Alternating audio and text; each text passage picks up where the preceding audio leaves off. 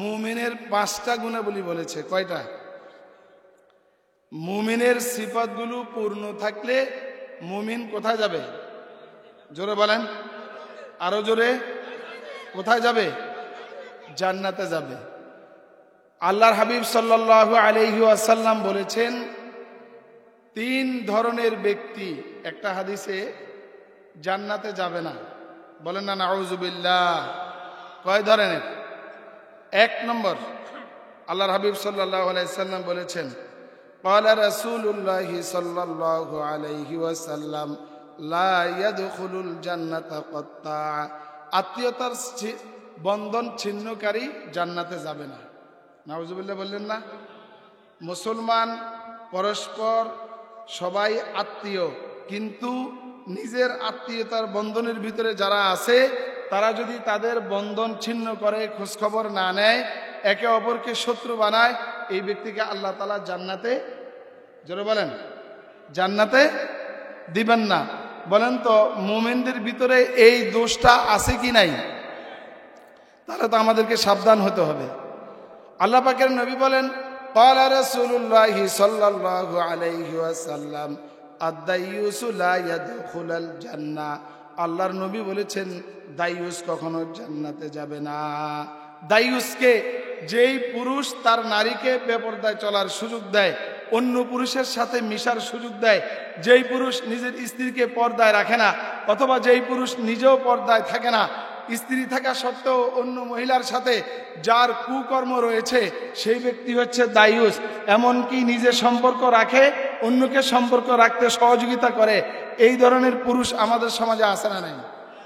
এগুলা মুসলমানের সন্তান কিনা বলেন? এরা জান্নাতে, কথা বলেন না, জান্নাতে। আল্লাহর নবী বলেছেন যেই ব্যক্তি হারাম ভক্ষণ করে সেই ব্যক্তি কখনো জান্নাতে যাবে না। আমাদের সমাজে আমাদের নেতৃবৃন্দ, আমাদের মুসলমান ভাইয়েরা হারাম খায় কি খায় না? জোরে কথা বলেন।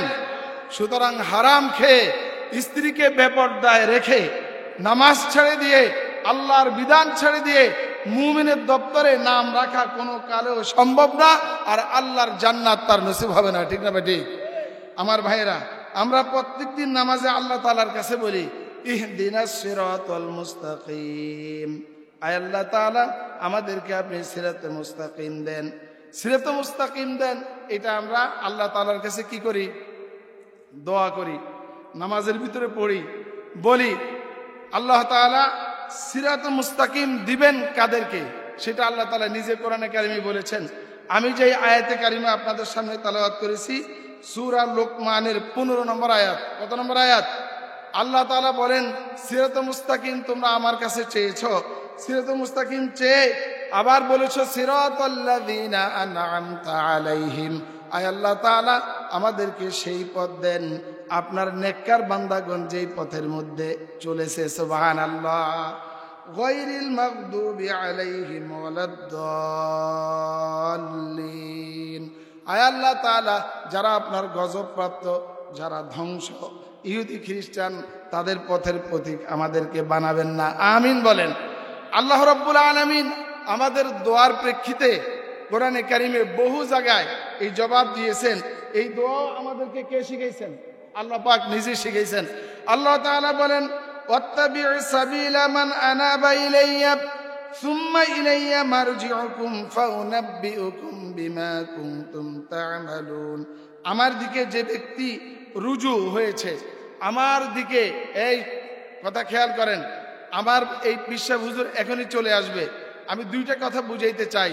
আল্লাহ রাব্বুল আলামিন বলতেছেন আমার দিকে যে রুজু হয়েছে, আমার বিধান যে মেনেছে, আমাকে যে রব মেনেছে, যে আমার কুদরতি কদমে সেজদা দিয়ে নিজেকে বিলীন করে দিয়েছে, সেই ব্যক্তি আমার দিকে, সেই ব্যক্তি আমার পথে, সেই ব্যক্তি আমার দ্বীনের উপর, সে আমার রাসূলের আনুগত্য করতেছে।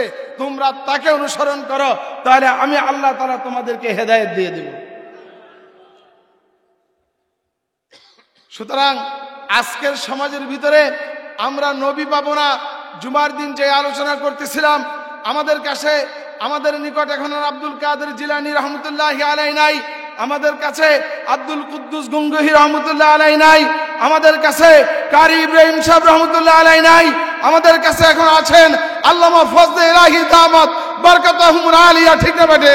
আছেন গাছতলার বিশ্বাস হুজুর, যারা দ্বীনের কথা সব সময় আমাদেরকে বুঝান, আল্লাহর জাহান্নাম সম্পর্কে যারা আমাদেরকে ভয় দেখান, আল্লাহর আনুগত্য করার জন্য যারা আমাদেরকে বারবার তালকিন দেন, আমাদেরকে জিকিরের যারা সবক দেন, তাদেরকে আমাদের অবশ্যই মেনে নিতে হবে, ঠিক না বেঠি? তারা কি আল্লাহর বিধান মানে কিনা বলেন? তারা আল্লাহর হুকুম মানে কিনা? যারা আল্লাহর হুকুম মানে আমরা তাদের সাথী হয়ে যাব, আমরা তাদের সোহবতে থাকব, আমরা তাদের আনুগত্য করব, আমরা তাদের অনুসরণ করব, আমরা তাদের অনুকরণ করব, তাহলে আল্লাহ তাআলার জান্নাতের মেহমান আমরা হয়ে যাব, ঠিক না বেঠি? আমার ভাইয়েরা, আল্লাহ তাআলার বিধান আলেমরা মানে বেশি না সাধারণ মানুষ বেশি মানে? কথা বলেন, সাক্ষী আপনারা দিতেছেন। আল্লাহ রাব্বুল আলামিন বলেন, আমার যত বান্দা আছে ইন্নামা ইয়াখশাল্লাহ মিন ইবাদিহিল উলামা, তোমাদের যত বান্দা আছে সবার মাঝে আমি আল্লাহ তাআলাকে বেশি ভয় করে আলেমগণ। সুবহানাল্লাহ। এই আলেমদের মধ্যে হাদিস শরীফে নবীজি বলেছেন, যে খারাপ হয়ে যায় আসমানের নিচে জমিনের উপরে তার চেয়ে খারাপ আর কেউ নাই, ঠিক না ঠিক? এই আলেমদের মধ্যে যে ভালো হয় সেই তোমাদের জন্য মুরব্বী, সেই তোমাদের হাদি, সেই তোমাদের রাহবার, তোমরা তাকে মেনে নাও।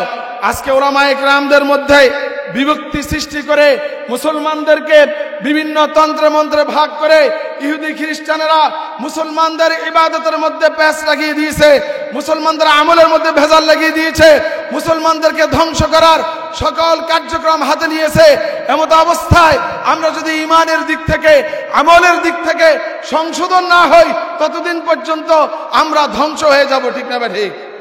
আমরা যদি আমাদের ইমানকে পরিশুদ্ধ করি, আমরা যদি আল্লাহ ওয়ালাদের হাতে হাত দেই, আমরা যদি আল্লাহর কোরআনকে হাতে নিয়ে ইসলামকে আমাদের জীবনের শ্রেষ্ঠ পাথেয় মনে করে এক হাতে তরবারি আর এক হাতে কোরআন নিয়ে যদি আমরা ময়দানে থাকি, নামাজ পড়বো কোরআন দিয়ে, সমাজ গড়বো কোরআন দিয়ে, এই কোরআনের আইনের মধ্যে যারা বাধা দিতে চাইবে, উলামায়ে কেরামদেরকে যারা বাধা দিতে চাইবে, ইসলামের পথকে যারা রুদ্ধ করতে চাইবে, মসজিদের বিরুদ্ধে যারা কথা বলবে, তাদের বিরুদ্ধে ময়দানে এক হাতে কোরআন আর এক হাতে তরবারি নিয়ে ঝাঁপিয়ে পড়তে হবে, ঠিক না বেটে?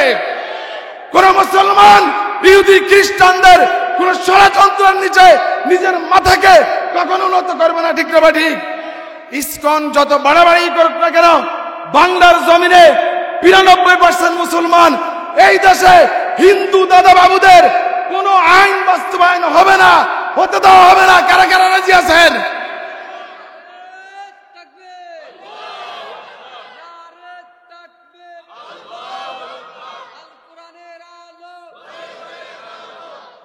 আমার ভাইয়েরা, আজকে মুসলমানদেরকে প্রশ্নবিদ্ধ করার জন্য তারা মুসলমান সেজে মুসলমানের মেয়েদেরকে, মুসলমানের সম্পদ ইমানকে নষ্ট করার জন্য আজকে তারা উঠে পড়ে লেগেছে। ইসকনের যুবকেরা আমাদের মেয়েদেরকে এসে বলে, আপা আসসালামু আলাইকুম, আপনার বুরকা পরা হিজাব পরা আমার কাছে ভালো লাগে, আমি হিন্দু, আপনি যদি আমাকে কালেমা শিখান আমি মুসলমান হব। বেটা, মুসলমানের মেয়ে, তোর যদি ইমান থাকে তুই বলবি যে আমার মসজিদের ইমাম সাহেব, আমার মাদ্রাসার প্রিন্সিপাল মুতামিম সাহেব, ওরা ইমানের ফেরিওয়ালা, ওদের কাছে যা, আমি মেয়ে, আমার কাছে কিসের ইমান খুঁজতে আসিস, ঠিক না বেটি? কিন্তু মুসলমানদেরকে এই দুর্বল পয়েন্টে আঘাত করে আজকে মুসলমানদেরকে প্রেমের নামে আবদ্ধ করে, তাদের ইজ্জত লুণ্ঠন করে, ভিডিও করে মুসলমানের চরিত্র হনন করতেছে, ঠিক না বেটি? এই ব্যাপারে মুসলমান সজাগ থাকতে হবে। আল্লাহ ওয়ালাদের জমিন এই বাংলাদেশ, এটা হাজী শরীয়তুল্লাহর জমিন, এটা ওলি আল্লাহদের জমিন, এটা কারি ইব্রাহিম সাহেব রহমতুল্লাহ আলাইহির জমিন, এটা রবীন্দ্রনাথের নয়, ঠিক না ঠিক?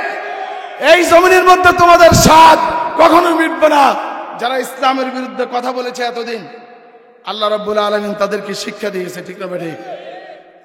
সুতরাং এখন যারা ইসলামের পক্ষে কথা বলতে আসে, মানুষকে কষ্ট দিবে, মানবতা ধ্বংস করবে, এদেরকে আল্লাহ রাব্বুল আলামিন আবার স্বৈরাচারের চেয়েও বেশি শাস্তি দেওয়ার জন্য আরেক গ্রুপকে তৈরি করে দিবে, ঠিক না ভাই? ঠিক। এই জন্য কোরআনের আহ্বান মেনে নেন। আল্লাহ রাব্বুল আলামিন সূরা লোকমানের 15 নম্বর আয়াতে বলতেছে, ওয়াত্তাবি সাবিলা মান আনাবা ইলাইয়া, তোমাদের মাঝে যারা আমার বিধান মেনে নেয় তোমরা তাদেরকে মেনে নাও। তোমাদেরকে সবাইকে আমার কাছে ফিরে আসতে হবে। সুম্মা ইলাইয়া মারজিউকুম, তোমরা আমার কাছে ফিরে আসতে হবে। ফাউনাব্বিকুম বিমা কুনতুম তা'মালুন, তোমাদের মধ্যে যারা আল্লাহওয়ালা ছিল, যারা ইসলাম নিয়ে কোরআন নিয়ে তোমাদের দ্বারে দ্বারে গিয়েছে, তাদেরকে অনুসরণ না করলে আল্লাহ রাব্বুল আলামিন আমাদেরকে হেদায়েত দিবেন না। সুতরাং হেদায়েত পেতে হলে আল্লাহ তাআলার উপর ঈমান, রাসূল সাল্লাল্লাহু আলাইহি সাল্লামের পূর্ণ আনুগত্য, সুন্নাহ এবং আল্লাহ ওয়ালাদের সাথে আমাদেরকে থাকতে হবে, ঠিক না? ঠিক। সবাই বলেন ঠিক না? ঠিক। জুমার দিন বয়ান করেছিলাম, আল্লাহ রাব্বুল আলামিন আমাদেরকে নির্দেশ দিয়েছেন, ইয়া আইয়ুহাল্লাযীনা আমানুত্তাকুল্লাহ ওয়া কুনু মা'আস সাদিকিন, হে মুমিনগণ তোমরা আল্লাহ ওয়ালাদের সাথী হয়ে যাও, তোমরা সত্যবাদীদের সাথী হয়ে যাও, যারা সিদ্দিক তাদের সাথী হয়ে যাও। আমার প্রিয় ভাইরা, সিদ্দিকদের সাথী হতে, সত্যবাদীদের সাথী হতে আল্লাহ তাআলা বলেছেন। এটা দ্বারা আল্লাহ তাআলা কি বুঝিয়েছেন? কথা সুন্দরভাবে বুঝেন। এই কোরআন রাসূলুল্লাহকে কে দিয়েছেন? জোরে বলেন না, কে দিয়েছেন? যত শক্তি আছে তত শক্তি দিয়ে বলেন, কে দিয়েছেন? আপনাকে আল্লাহ বলতে ভয় পান? নামাজ পড়েন কি দিয়ে? জোরে বলেন কি দিয়ে? আপনি আজান দেন কি দিয়ে? জন্ম হইলে আপনাকে কি দিয়ে সংবর্ধনা জানায়? মরে গেলে কি দিয়ে বিদায় দেয়?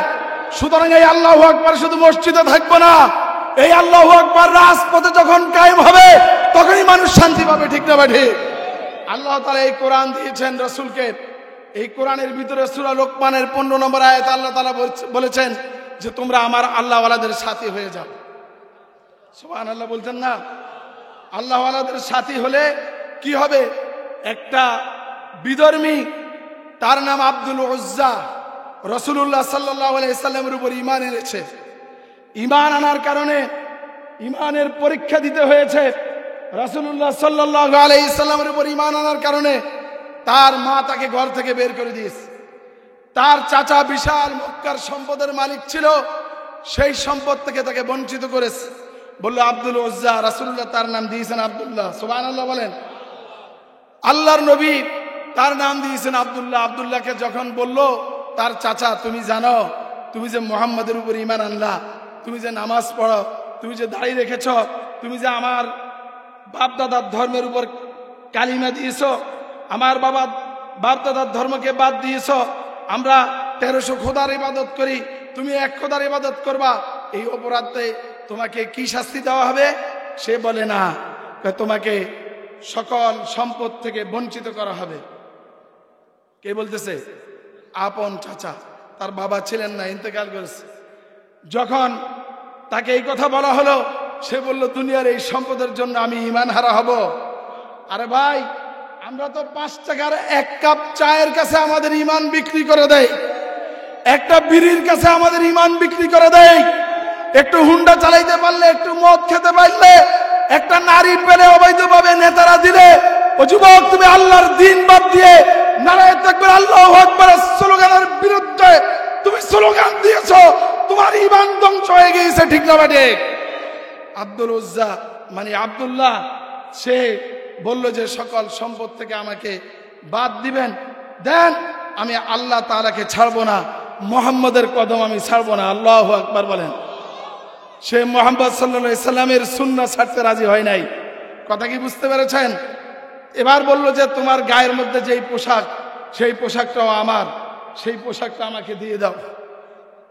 এই আব্দুল্লাহ, কিতাবে এসেছে হাদিস শরীফে, 17 বছর থেকে 24 বছরের যুবক যখন চাচা এই কথা বলল, ঈমান আনার অপরাধে তোমার গায়ের পোশাক দিয়ে দাও, এই টকবগে যুবক নিজের গায়ের পোশাক খুলে চাচার মুখের উপর মেরে দিয়ে বলে, তোমার সম্পদের মধ্যে থুতু, তোমার জামার মধ্যে থুতু, আমাকে যেই আল্লাহ সৃষ্টি করেছে, যেই নবীর কদম আমি ধরেছি, ওই আল্লাহকে বলবো না, ওই নবীর কদম ছাড়বো না। আল্লাহু আকবার।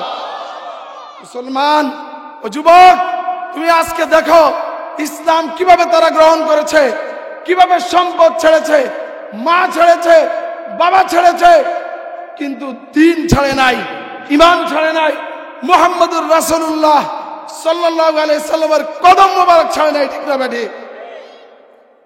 এই উলঙ্গ যুবক ছেলে মায়ের কাছে দরজায় আঘাত করছে। মা বলল, কে? বলল, আমি আব্দুল উজ্জা। কেন এসেছিস?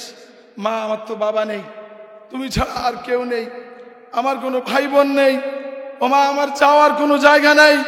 আমি ইসলাম গ্রহণ করার অপরাধে, আল্লাহর নবীর কুদরতি কদমে আমার গর্দান দিয়ে দেওয়ার অপরাধে সকল সম্পদ থেকে চাচা আমাকে বঞ্চিত করেছে। শুধু তাই নয়, ও মা, আমাকে আমার গায়ের থেকে পোশাকটা পর্যন্ত নিয়ে গিয়েছে। তোমার আব্দুল উজ্জা, নবীজি নাম রেখেছে আব্দুল্লাহ, আল্লাহর গোলাম। আমাকে উলঙ্গ অবস্থায় তোমার দরজায় দাঁড় করে দিয়েছে। মা দরজাটা খুললো, মায়া লাগছে, শত হইল তো মা। মায়ের মতো এত আপন, এত মায়াবী, আসমানের নিচে জমিনের উপরে দ্বিতীয় কোনো দিন আল্লাহ তাআলা সৃষ্টি করেন নাই। ঠিক না ঠিক? মায়ের বয়ান রাখলাম। চাক দরজা খোলার পরে মা যখন এই যুবককে উলঙ্গ দেখলো, দুইটি হাত দিয়ে এইভাবে লজ্জাস্থান ঢেকে রাখছে। সেই যুবক মাকে বলল, মা, কিছু চাই না, এক টুকরা কাপড় দাও। ও মা, এক টুকরা কাপড় দাও, আমার লজ্জাস্থানটাকে ঢেকে, তোমাদের সম্পদ তোমাদের কাছে রেখে, তোমাদের ঔদার্য তোমাদের কাছে রেখে, তোমাদের অহংকারের মধ্যে থুতু মেরে আমি এই জমিন ছেড়ে রাসূলুল্লাহর কদম মোবারকে চলে যাব। আমার প্রিয় ভাইয়েরা, মা ছেঁড়া একটা পুরাতন কাপড় দিয়েছেন। ওলামা ইকরাম সাক্ষী। ওই চিলির মানুষ, ভালোভাবে শুনে রাখো, এই দিন তোমার আমার কাছে এমনি আসে নাই। এই দিনের জন্য যিনি রক্ত দিয়েছেন তিনি মদিনায় শোয়া। ঠিক না ঠিক? এই দিন কায়েম করার জন্য যারা নিজের জীবনকে বিলীন করে দিয়েছে, আজকে তারা মক্কা মদিনায় শোয়া। ঠিক না ঠিক? আমার প্রিয় ভাইয়েরা, আমরা তো দিন সহজভাবে পেয়েছি। আমার খতিব সাহেব বয়ান করে, এই কাজ করবেন জান্নাতি। আপনি সূরা 3 বার পড়বেন, ইখলাস, পুরা কোরআন শরীফ পড়ার সওয়াব আল্লাহ তাআলা আপনার আমলনামায় দিবে। পুরা কোরআন শরীফের পড়ার সওয়াব আমলনামায় থাকলে, তার যদি বদ আমল না থাকলে, সে তো এমনি জান্নাতি। ঠিক না ঠিক? হযরত আব্দুল্লাহ কত চড়া দামি ঈমান কিনেছে দেখেন। মা পুরান একটা কাপড় দেওয়ার পরে সে ওই কাপড়টাকে 2 টুকরা কইরা এক টুকরা পরেছে। একবারে গায়ে আসে না, এক টুকরা গায়ে কোমরে পরেছে, লজ্জাস্থান ঢেকেছে, আরেক টুকরা এইভাবে ঝুলিয়ে দিয়েছে সিনার উপর। নবীজির দরবারে চলে গেছে। নবীজির কাছে যাওয়ার পরে বলে, আব্দুল্লাহ, তোমার এই অবস্থা কেন? বলে যে, হুজুর, আমি ঈমান গ্রহণ করার অপরাধে আমাকে ঘর থেকে বের করে দিছে। আমি মক্কার সবচাইতে ধনী ব্যক্তির সন্তান, আমার সম্পদ সব কিছু আমার চাচা নিয়ে গেছে, আমাকে উলঙ্গ অবস্থায় ছেড়ে দিয়েছে। আল্লাহর নবী সাল্লাল্লাহু আলাইহি সাল্লাম আব্দুল্লাহকে এইভাবে হাত ধরে টেনে বুকের মধ্যে নিয়ে আদর করে দিলেন। আল্লাহর নবী সাল্লাল্লাহু আলাইহি সাল্লাম বললেন, আব্দুল্লাহ, আমার মসজিদের ওই বারান্দার মধ্যে আহলে সুফফার মধ্যে যারা থাকে, তুমি সেখানে থাকবা। আমার এই সাহাবীদের যেই গতি হবে, ওই রব্বে কাবার কসম, ওই মক্কা মদিনার মালিক, ওই কাবার মালিক, কুল কায়নাতের মালিক রব্বে কারীম তাদের জন্য যে রিজিক দিবে তুমি সেটাই খাবে, তুমি সেখানে থাকবে। হযরত আব্দুল্লাহ সেখানে থাকতেন, রাসূলের সোহবতে থাকতেন। সোহবত বুঝেন, আল্লাহ ওয়ালাদের সোহবত। এই সোহবত রাসূল থেকে এসেছে। যেই সাহাবী বেঈমান ছিল, রাসূলের মাথা কাটার জন্য যিনি এসেছে, রাসূলের চেহারা দেখে, রাসূলের নূর দেখে সে নিজের মাথা রাসূলের কাছে সঁপে দিয়েছে। আল্লাহু আকবার বলেন, আরো জোরে আল্লাহু আকবার বলেন। আমার প্রিয় ভাইয়েরা, এই আব্দুল্লাহ রাসূলের দরবারে এখানে পড়ে আছে, জোরে জোরে কোরআন শরীফ পড়ে। সাহাবীরা বলে, হুজুর, আব্দুল্লাহর কারণে ঘুমাইতে পারি না, রাত্রে হইলে জোরে জোরে কোরআন শরীফ পড়ে। আমার ভাইয়েরা, আল্লাহর নবী বললেন, ও আমার সাহাবীরা, আব্দুল্লাহর ব্যাপারে কোনো অভিযোগ আমি নবী গ্রহণ করব না। আল্লাহু আকবার বলেন, আল্লাহু আকবার বলেন। তোমরা তোমাদের ঈমানকে যত সস্তাভাবে নিয়েছ, আব্দুল্লাহর ঈমান এত সস্তা নয়। সে তার দিলের মধ্যে অনেক জ্বালা, কোরআনে কারীম পড়ে সে তার দিলের জ্বালা মিটায়। আল্লাহু আকবার। সেই আব্দুল্লাহর মতো যুবক হতে হবে। সেই আব্দুল্লাহর মতো যদি ঈমান হয়, সেই আব্দুল্লাহর মতো যদি আমল হয়, ও পৃথিবীবাসী, ও চাঁদপুরের ইচুরিবাসী, আপনারা শুনে রাখেন, যদি আব্দুল্লাহর মতো ঈমান গ্রহণ করতে পারি, আমল করতে পারি, ইসকন নয় সমগ্র পৃথিবীর কাফের, মুশরিক, ইহুদি, খ্রিস্টান সবাই যদি ঐক্যবদ্ধভাবে আমাদের বিরুদ্ধে আসে, ঈমান নিয়ে, কোরআন নিয়ে আমরা ময়দানে নারায়ে তাকবীর, আল্লাহু আকবারের স্লোগান নিয়ে নেমে গেলে, এই ঈমান থাকলে, আমল থাকলে, আব্দুল্লাহর মতো আমল থাকলে, ঈমান থাকলে, আল্লাহ তাআলা কাফেরদেরকে, ইহুদিদেরকে দুরিশ্বাত করে দিয়ে আমাদেরকে বিজয় দান করবেন। ঠিক না ঠিক? সেরকম ঈমান গ্রহণ করতে রাজি আছেন? তাহলে আল্লাহওয়ালাদের সাথে সম্পর্ক করতে হবে। রাজি আছেন?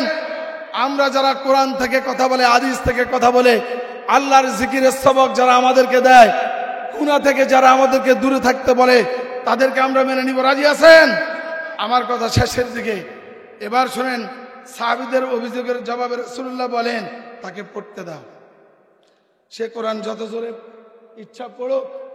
হযরত আব্দুল্লাহ দোয়া করেন, আল্লাহ তুমি আমাকে শাহাদাতের মৃত্যু দিও।